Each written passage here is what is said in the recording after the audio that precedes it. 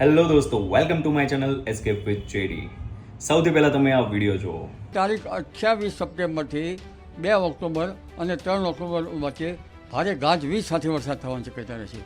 છઠ્ઠા નોરતાથી 10મા નોરતા વચ્ચે ક્યાંક ગાજવીજ સાથે ક્યાંક હળવો વરસાદ થઈ શકે, ખાસ કરીને વડોદરાના ભાગો, દક્ષિણ ગુજરાતના ભાગો.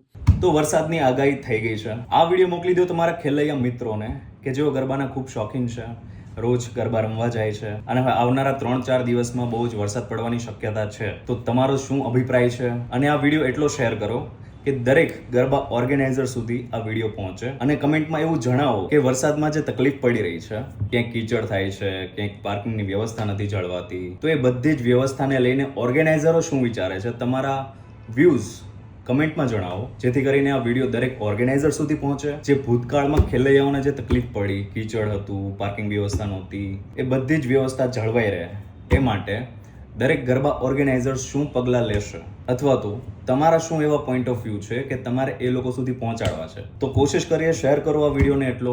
આ વિડીયો દરેક ગરબા ઓર્ગેનાઇઝર સુધી પહોંચે અને દરેક ગરબા ઓર્ગેનાઇઝર તમારા કોમેન્ટ્સ વાંચે, જે કંઈ પણ તમારા પ્રશ્નો છે એનું નિરાકરણ લાવે.